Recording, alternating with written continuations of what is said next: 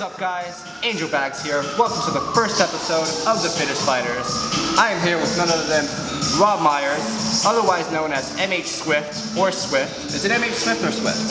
It's technically Swift, okay, but MH being my legacy, right, I always attach it there to the beginning of my name. Gotcha. So we met originally back in what, 2011, 2012? Years ago in the Marvel vs. Capcom 3 community, or UMVC 3 community. We both played at the same locals in the Bronx, known as the HOC, or the House of Chaos. And that's where, for the most part, both me and Rob got our start in fighting games. Well, actually, funny story, I've actually been in the scene for a very long time. Okay. Way back, I was a Super Smash Bros. Melee player. Yeah, I was a Melee player going to the house before it was the House of Chaos. Right. And were you playing with Bum, Jonathan, yep, in Smash? So yeah. Melee. This is predates Street Fighter 4. Yeah. Yep. When I was 12 years old, actually, I met Bum. Oh wow. Yeah. I went on Smash boards, and I was just looking for competition in tournaments, and his cousin actually hit me up like, yo, my cousin's really good, and he'll train you, he'll teach you how to play. Right. So I was actually going to Bum's house way back in 2003. 2003? 2003. I've known Bum for a very long time. Wow. And yeah, he trained me in Melee. Okay. And then I went away to boarding school. Right. Entered every tournament in high school. Won every single tournament except one tournament, which was a team tournament. Okay.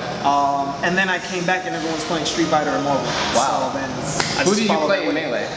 Melee, in the very beginning, because I was a kid trying to just mess with people, I played Pichu because he was at the time the worst character in the game. Pichu, I think Pichu is still kind of on the lowest of the lower tier. He's bottom tier still. Right. Yeah. So I played Pichu, and then I was like, I want to win, so I started playing high tier characters. Okay. So I played more Falco. I switched mains so many times. Samus was my main.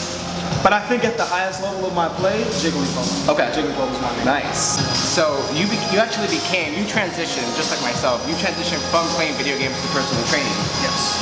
So what made you want to make that switch? That's a great question. So I got into fitness just doing like Beachbody and you know, the DVDs and the Shakeology and all that. Right. You know, but that business style wasn't for me. I think it's a great business style, but it just wasn't for me. I became a group fitness instructor first. Didn't really enjoy group fitness that much. Still don't. So I tried personal training. I had a class. I actually remember I had a class where only one person showed up. So during that class, I just really enjoyed that experience so much because I was able to give someone my full attention. Right. So I decided to try my hand at personal training, and I really enjoyed it.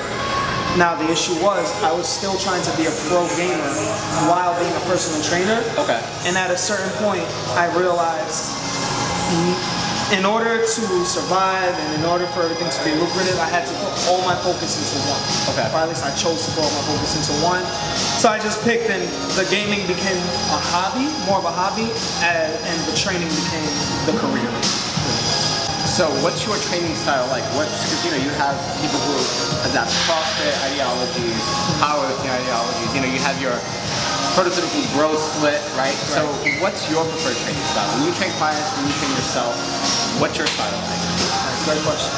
So pretty much, I am under the philosophy of the whole body is one unit, right? I like to improve people's ability and their capacity to work out more than anything. You know, I'm the type who will spend a whole session on hip or shoulder mobility just because that's what a client needs. Right. I also am a fan of lots of different styles, switching things up, throwing a whole bunch of different things in there, because at the end of the day, you can train one aspect of your body in so many different ways. So I just like to learn a whole bunch of stuff so that I can teach my clients how to do it and make them independent. Could you tell me more about the workout that we're going to be doing today? Yes. So today I'm trying to gain weight. I'm trying to lose weight. So this is going to be very interesting. I'm trying my best to pack on muscle. I'm trying to actually gain 30 pounds. Okay. So today is leg day, and we're going for hypertrophy, also known as muscle growth. Sure. So we're going to be doing a lot of reps stuff. A lot of reps of everything. Make sure to hit every muscle in the legs. Actually got to add calves to what we're doing today. Okay. And honestly, and again, this is why I like knowing a whole bunch of different methods of working out.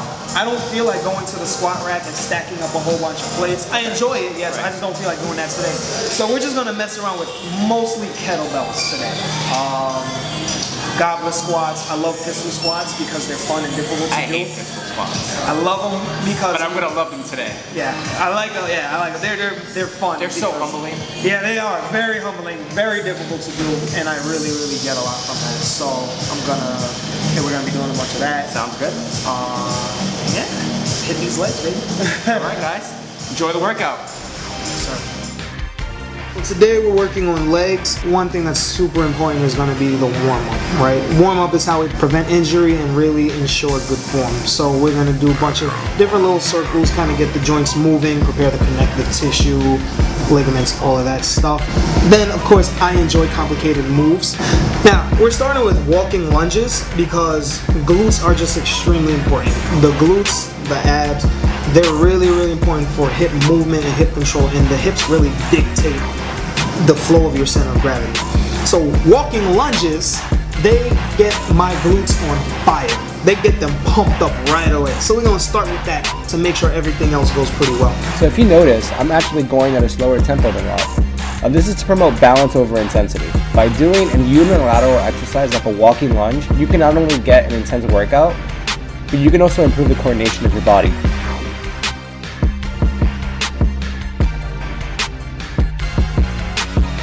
After that, we're gonna just be doing some goblet squats. Let the core just do some more work, let the quads do some more work.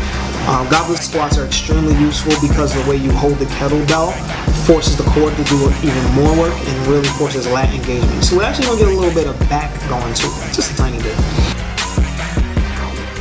The great thing about kettlebell goblet squats are the movement pattern that it promotes. By having the weight in front of you, it not only promotes balance, but it will also kill your glutes. Next is pistol squats. Why? Because they're very difficult. The end. Why are they difficult? They're difficult because you need the right balance of strength, stability, and mobility. We're actually doing these pistol squats on a TRX because we were really fatigued from everything else. We sprinkled in a few sets of weighted split squats to add volume to the workout. So then at that point, our central nervous system, our stability muscles, our core, all of that's probably going to be shot. So then we're going to move on and finish things off with some machines. We're going to give the hamstring some specific love with the hamstring curl machine. What's cool about machines is that they do the stability for you so you can just focus on getting that pump. After that, of course, we got to work the adductors and the abductors, also known as the inner and outer thighs, and just give them the love that they deserve so that we really hit as many muscles as possible. We can't neglect those calves because, well, people tend to neglect calves. So we're going to do some interesting, I have an interesting exercise my cousin told me actually on a leg press machine where we'll be doing some calf work there as well. I am beat. If you want to try this workout, it's in the description below. Let us know how it goes. And how can people stay up to date with what you're doing on social media? You can follow my Instagram, MHSwift with a 5 for an S, so MH5WIFT. Lower third on the bottom. Lower third. Lower third on the bottom. What else? That's all I have. So you have it. Follow this man on Instagram. Follow me at AngelBags on IG. And subscribe to this YouTube channel. Like, share all that magic stuff. And let me know who you want to see next on the Fittest Fighters. I'm AngelBags signing off. Rob Myers. Take care, guys. Take care. My pleasure.